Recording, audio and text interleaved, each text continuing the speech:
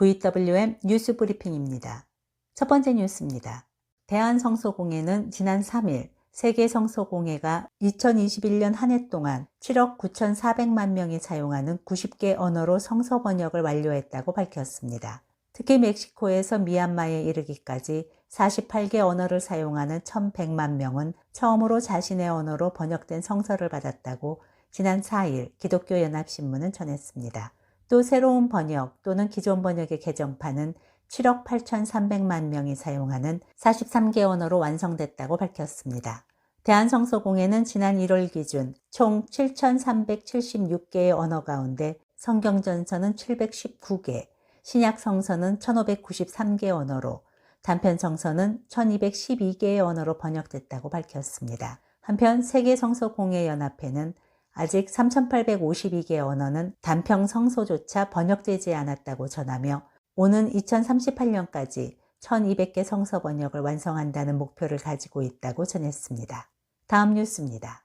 미 국무부가 트랜스젠더의 날인 현지 시간 지난 31일 토니 블링컨 국무장관 명의 성명을 통해 4월 11일부터 여권 신청서에 남성과 여성 이외 제3의 성인 젠더 X를 추가한다고 지난 4일 USA 투데이가 밝혔습니다.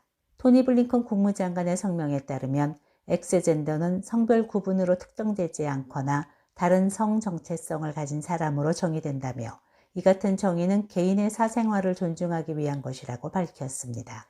덧붙여 성별의 X 옵션은 내년부터 여권 이외의 공공서류에서도 사용될 예정이라고 밝혔습니다. 국무부는 지난 2021년 6월 미국 여권 신청 시 남성과 여성 구분을 자의적으로 표시할 수 있도록 하겠다는 계획을 처음 발표했으며 선택한 성별이 다른 신분증에 기재된 것과 일치하지 않더라도 별도의 의학적 증명서를 제출하지 않아도 된다고 허용한 바 있습니다.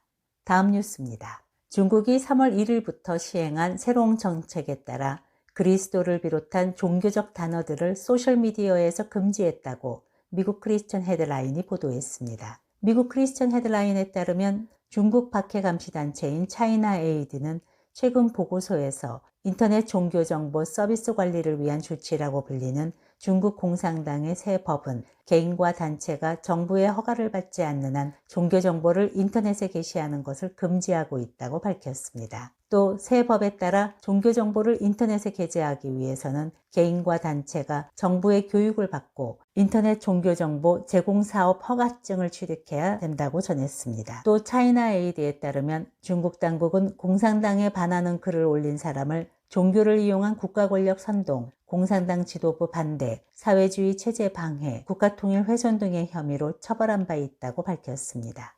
뉴스를 마칩니다.